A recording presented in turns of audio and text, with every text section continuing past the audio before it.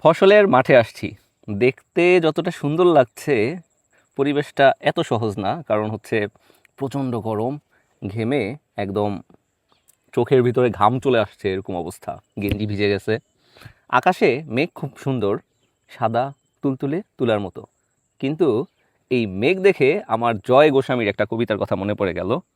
তাই ইনস্ট্যান্ট বসে পড়লাম, আমি কবিতাটা পড়ার চেষ্টা করব।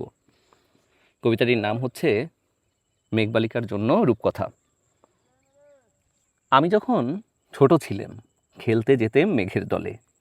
একদিন এক মেঘবালিকা প্রশ্ন করল কৌতূহলে, এই ছেলেটা, নাম কি রে তোর? আমি বললাম, ফুসমন্তর। মেঘবালিকা রেগেই আগুন, নাম কি অমন হয় কখনো? আমি বললাম, নিশ্চয়ই হয়, আগে আমার গল্প তবে শোনো। সে বলল, শুনবো না যা, সেই তো রানী, সেই তো রাজা, সেই তো একই ঢাল তলোয়ার, সেই তো একই রাজার কুমার পক্ষীরাজে, শুনবো না যা, ওসব বাজে। আমি বললাম, তোমার জন্য নতুন করে লিখব তবে। সে বলল, সত্যি লিখবি? বেশ, তাহলে মস্ত করে লিখতে হবে, লিখে কিন্তু আমায় দিবি, মনে থাকবে? আমি বললাম, তোমার জন্য লিখতে পারি এক পৃথিবী।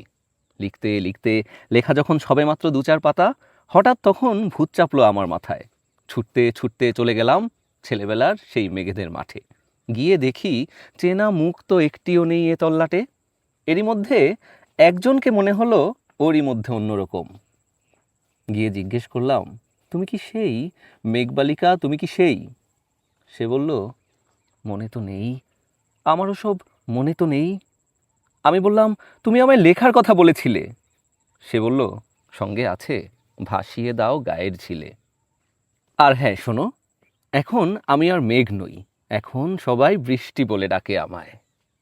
বলেই হঠাৎ এক পশলায় চুল থেকে নখ আমায় পুরো ভিজিয়ে দিয়ে অন্য অন্য বৃষ্টি বাদল সঙ্গে নিয়ে মিলিয়ে গেল খরস্রোতায়, মিলিয়ে গেল দূরে কোথায়, দূরে, দূরে, দূরে। বৃষ্টি বলে ডাকে আমায়, বৃষ্টি বলে ডাকে আমায়, বৃষ্টি বলে ডাকে আমায়।